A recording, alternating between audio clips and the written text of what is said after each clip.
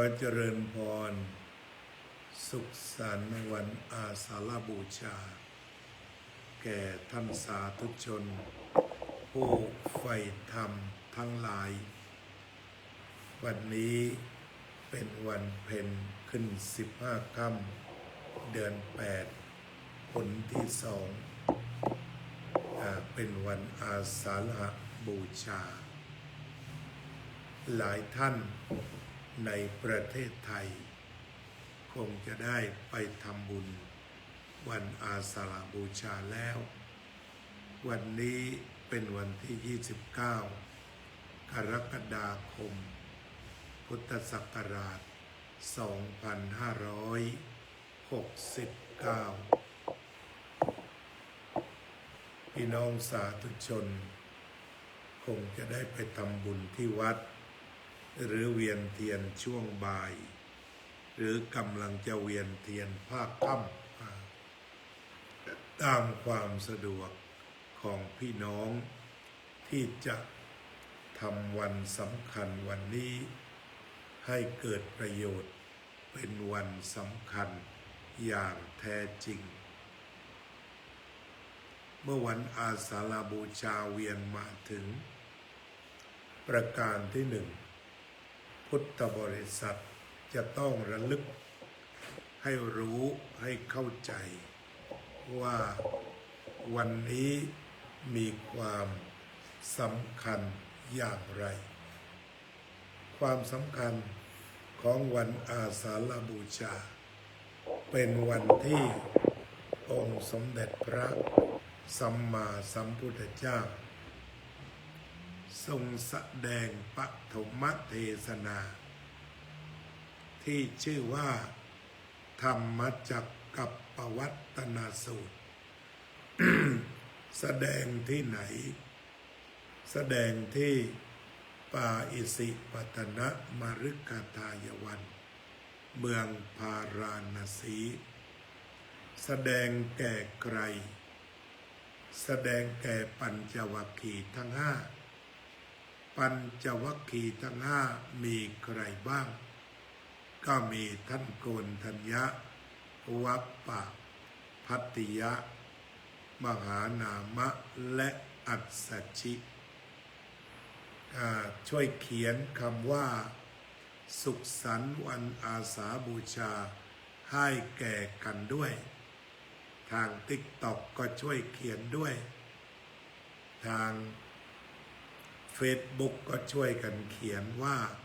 สุขสันต์วันอาสาฬบูชาเขียนให้มากที่สุดเท่าที่จะเขียนได้เป็นวันที่เราจะส่งความสุขให้มากที่สุดเท่าที่จะมากได้ขอคนละ1หรือ10ก็ได้เขียนไปเรื่อยๆเลยทีนี้เรารู้แล้วว่าพระพุทธเจ้าทรงแสดงธรรมแก่ใครที่ไหนต่อไปสารธรรมที่พระองค์ทรงแสดงสารธรรมก็ทรงชี้ว่าในการปฏิบัติที่ผู้ปฏิบัติร่วมสมัยคือสมัยพุทธกาลนั้นก็ทำแบบสุดโต่งคือใช้วิธีทรมานตนเองแล้วก็ปล่อยปละละเลยมี2 อย่าง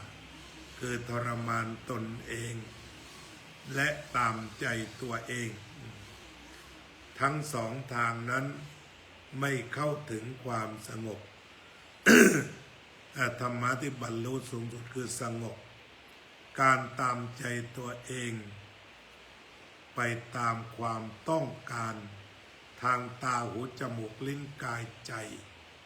โดยไม่ฝึกฝนเลยก็ไม่มีทางจะบรรลุธรรมได้หรือทรมานไม่บริโภคเลยก็ทำให้เกิดความไม่บรรลุได้นี่ก็คือสิ่งที่ทำกันอยู่รูปธรรมในพระไตรปิฎก การทรมานตนมีมากมาย อาตมาได้ทำหนังสือไว้ เรียกว่าพุทธวิถีก็จะมีว่าด้วยเรื่องทรมานตนอย่างหนักเช่นฤดูหนาวลงไปแช่น้ำเย็นช่วงร้อนๆก็ออกตามาแพ่งแดดนอนกลางแดดคือหมายถึงว่าไม่ตามใจกิเลสเลยคือจะเดินหน้าฆ่ากิเลสอย่างเดียวแต่พระองค์ก็ทำมาแล้วทำอย่างแรงจนกระทั่งว่าอดอาหารกินวันละ1 เม็ดพระองค์ก็เห็นจากการพิสูจน์ว่าย่อหย่อนไม่ต้องพูดถึงย่อหย่อนนี่ไม่ต้องพูดถึงแต่การตึงขนาดหนักที่อย่างเหมือนพระองค์อดข้าวกินข้าววันละเม็ดกินถั่วเขียววันละเม็ดอย่างนี้ก็ไม่บรรลุในที่สุดก็เกิดความพอดีนะพอดี balance ก็คือความพอดีความพอดีที่ว่าทางสายกลางนะทางสายกลางคือเหนือบวกเหนือลบนะคำว่ากลางตรงนี้ไม่ได้หมายถึงว่าอยู่ตรงกลางนะแต่หมายถึงว่าเหนือบวกแล้วก็เหนือลบมาพูดถึงทางสายกลางทางสายกลางทุกอย่างต้องถูกต้องนะทางสายกลางแบบพุทธเนี่ยต้องถูกต้องเพราะว่าพระพุทธเจ้าตรัสไว้ถึงความถูกต้องทางถูกต้องโดยมันมีคำว่าสัมมาข้อปฏิบัติแต่ละทางนั้นพระองค์ทรงใช้คำว่าสัมมาสัมมาแปลว่าถูกต้องถูกต้องถูกต้องแต่ภาษาเก่าแต่โบราณเราแปลกันว่าชอบตอนเด็กๆถ้าเราจะต้องจำก็ท่องว่าสัมมาทิฏฐิความเห็นชอบสัมมาสังกัปปะความดำริชอบสัมมาวาจาการเจรจาชอบสัมมากัมมันตะทำการงานชอบสัมมาอาชีวะเลี้ยงชีวิตชอบสัมมาวายามะ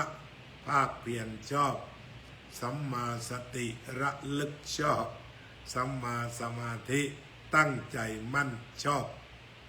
อันนี้เป็นภาษาตั้งแต่เราเรียนหนังสืออยู่ชั้นประถมปีที่5ในวิชาศีลธรรมจะแปลแบบนี้แต่พอเรามาเรียนบาลีคำว่าสัมมาแปลว่าถูกต้องเมื่อวานมีศิษย์หลวงพ่อพุทธทาสหลายท่านเขียนไว้ดีที่เฟซว่าหลวงพ่อพุทธทาสเคยพูดว่าวันอาสาฬหบูชาคือวันแห่งความถูกต้องเพราะไปเพ่งเอาตัวสัมมาแล้วก็ทางฝรั่งเขาก็ใช้คำว่า righteousness ก็แปลว่าความถูกต้อง righteousness ก็แปลว่าความถูกต้องเช่นกันทีนี้ถูกอะไรบ้าง1สัมมาทิฏฐิแปลว่าเห็นถูกต้องเห็นถูกต้องอย่างไรเห็นถูกต้องเจาะจงลงไปว่านี่ทุกข์นี่สมุทัยนี่นิโรธและนี่มรรคยังคงเชิญชวนญาติโยมเขียนคำว่าสุขสันต์วันอาสาฬบูชาหรือแฮปปี้อาสาฬบูชาเดย์โยมศิวิไลลองเขียนดูแฮปปี้อาสาฬบูชาเดย์เขียนกันไปทุกคนทั้งไทยทั้งอังกฤษเขียนได้เลยทำให้คนมีความสุขเหมือนปีใหม่หรือคริสต์มาสเอาเลยอยู่ที่เราเลยแฮปปี้อาสาฬบูชาเดย์ก็คือเห็นว่านี่ทุกข์นี่สมุทัยนี่นิโรธนี่มรรคนี่ทุกข์นี่เหตุให้เกิดทุกข์นี่ความดับทุกข์นี่ข้อปฏิบัติถึงความดับทุกข์ สัมมาทิฏฐิต่อไปสัมมาสังกัปปะความดำริชอบคือไม่ดำริในกามไปฝ่ายชอบฝ่ายเพลินไม่ดำริในการพยาบาทและเบียดเบียนคือฝ่ายชังก็แปลว่าการควบคุมความดำริตามอริยมรรคมีองค์8ก็คือไม่ดำริไปในทางที่พอใจเพลิดเพลินชอบมากอันเป็นเหตุให้เกิดกามตัณหาและไม่เป็นไปในทางชังอันเป็นเหตุเกิดวิภวตัณหาเพราะทั้งกามตัณหาและภวตัณหาวิภวตัณหาล้วนเป็นเหตุให้เกิดทุกข์ชอบหรือชังเป็นเหตุทุกข์ทั้งสิ้นการดำริถูกต้องก็คือการดำริไปในทางที่ไม่ชอบไม่ชังตรงนี้สำคัญเหนือชอบเหนือชังดำริตรงนี้สำคัญมากขอบคุณมากสุขสันต์วันอาสาฬบูชามาแล้วขอบคุณทุกท่านที่เขียนกันเอาเขียนอีกใครเข้ามาพบก็เขียนเลย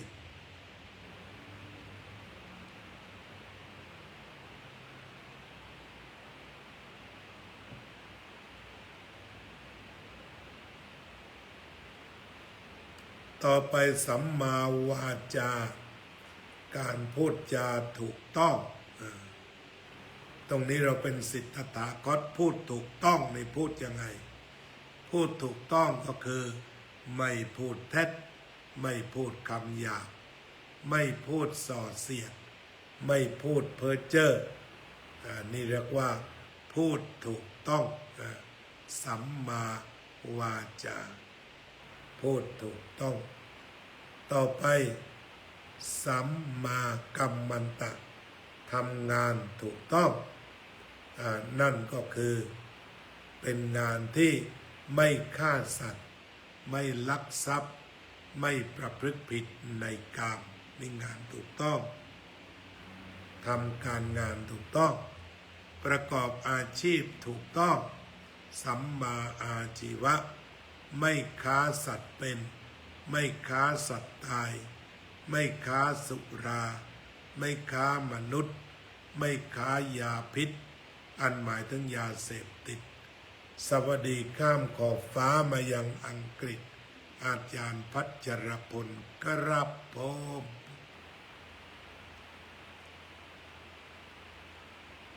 เป็นนั้นว่าไม่ได้มาจำพรรษาวัดพุทธปัญญาแล้วเนาะวันนี้สุดท้ายแล้วก็ขอให้อยู่เย็นเป็นสุขในประเทศอังกฤษด้วย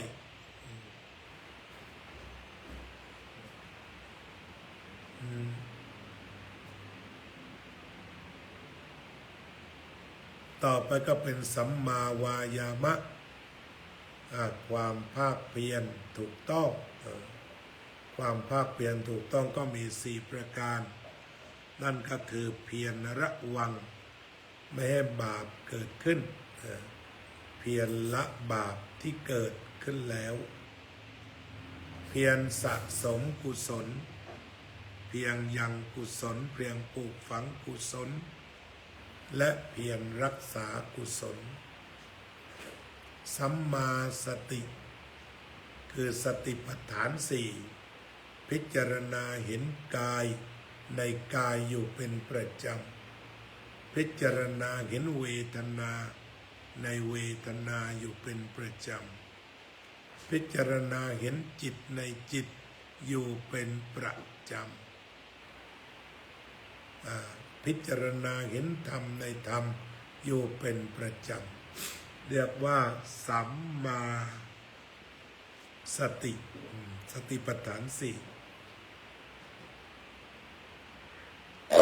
ขอไปอากาศมันหนาวร้อนมันตีกัน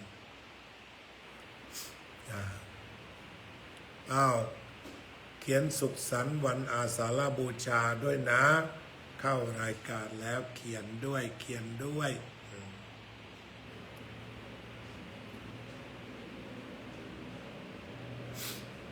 ต่อไปสัมมาสมาธิคือความตั้งใจมั่นชอบความตั้งใจมั่นชอบพระพุทธองค์ก็ชี้ไปถึง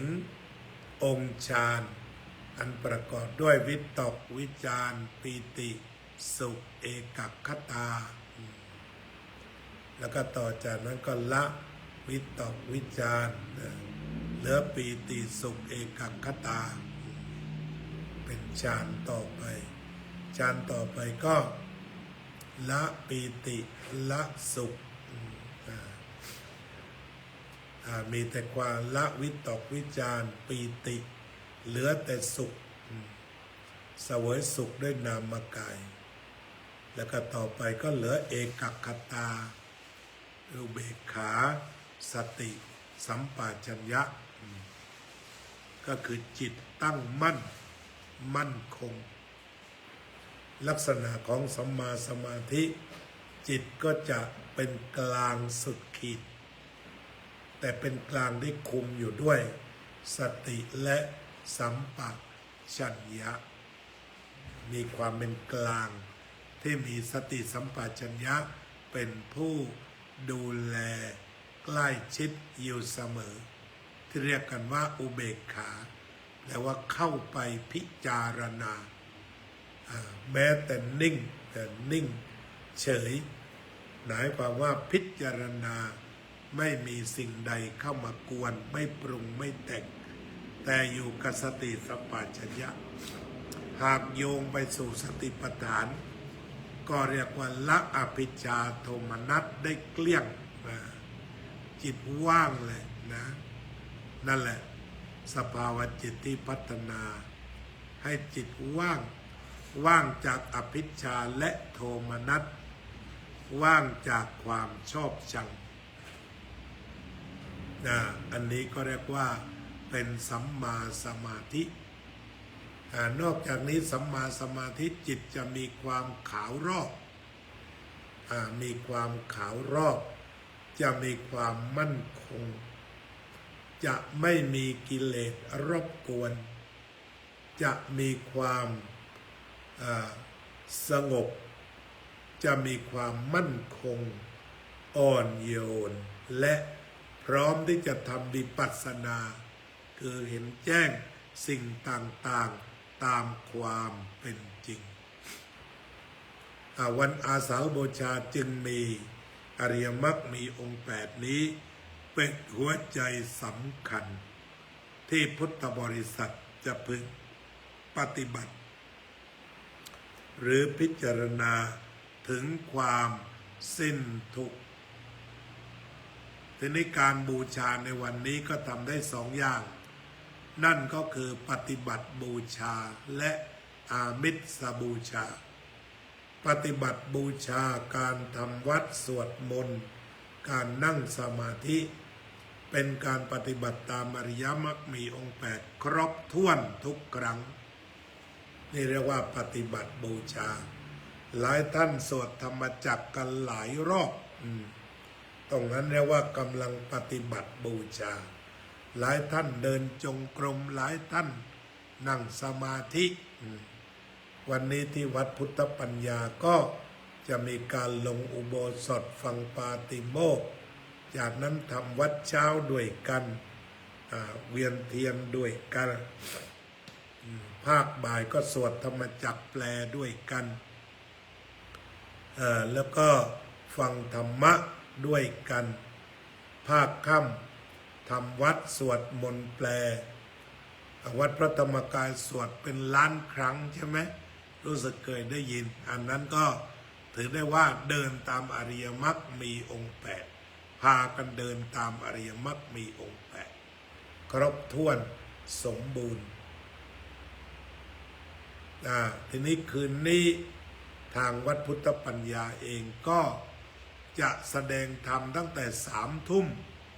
โดยด็อกเตอร์พระมหานรินทร์โทด็อกเตอร์พระนรงค์พระมหาวัชรินทร์ปริยนธรรม9 ประโยคจะมาสดับรับฟังเกี่ยวกับเรื่อง รายละเอียดในวันอาสาฬบูชาทีนี้เมื่อพระพุทธเจ้าแสดงธรรมจบพระโกณฑัญญะได้ดวงตาเห็นธรรมพระพุทธเจ้าจึงตรัสว่าอัญญาสิวัตโพโกณฑัญโยซึ่งแปลว่าโกณฑัญญะรู้แล้วท่านก็มีฉายาว่าอัญญาโกณฑัญญะแปลว่าท่านได้รู้แล้วคล้ายๆปัจจุบันเรียกด็อกเตอร์นี่แหละเดี๋ยวให้เขาอยู่ก่อนให้เขาอยู่ก่อนจะได้ชินอย่าให้ตกใจคือเราจับอุ้มเลยอย่างนั้นนะถ้าเข้ามาเจออุ้มอย่างเงี้ยไม่เป็นไรให้สำรวจพื้นที่แล้วเดี๋ยวโยมมารับด้วยนี่เขาไปแล้วมาเปิดประตูอาตมายังไม่จบรายการมาเร็วต้องรับ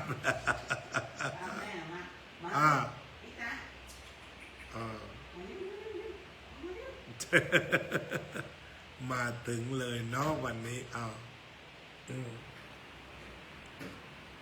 ก็ตกลงว่าการบูชาก็มีปฏิบัติบูชาเจริญสมาธิภาวนาสวดมนต์แล้วก็อามิสบูชาก็มาเวียนเทียนกันเราก็ได้เวียนเทียนกันไปหลายวัดสำหรับวัดพุทธปัญญาจะเวียนเทียนเวลา 12:45 นาทีหลังจากประชาชนถวายสังฆทานรับประทานอาหารเสร็จสิ้นแล้ววันนี้ก็ขอเชิญปฏิบัติสมาธิภาวนาเพื่อถวายเป็นสังฆบูชาร่วมกันขอเชิญ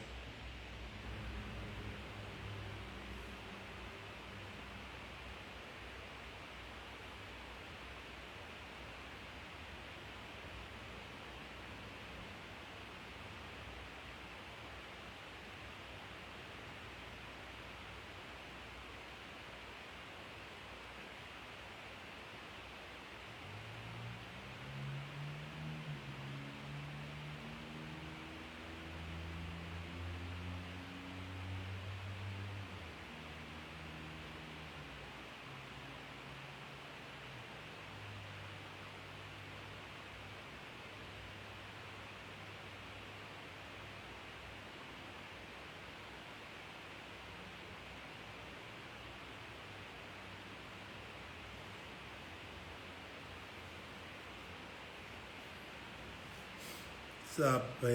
สัตตาสัตว์ทั้งหลายที่เป็นเพื่อนทุกข์เกิดแก่เจ็บตายด้วยกันทั้งหมดทั้งสิ้นอเวราโหนตุจงเป็นสุข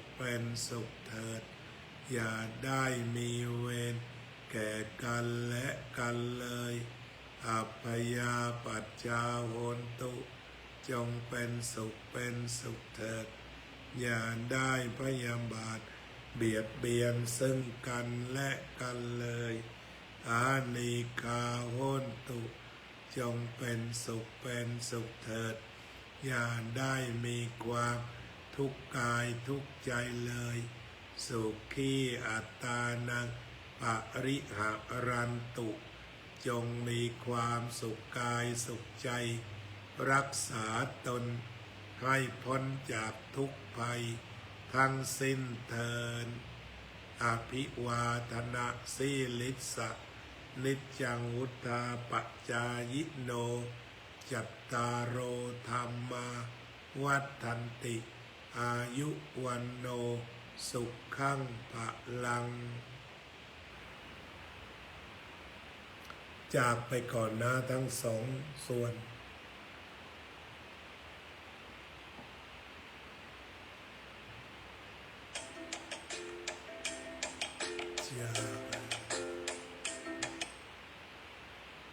จากไปแล้วเด้อ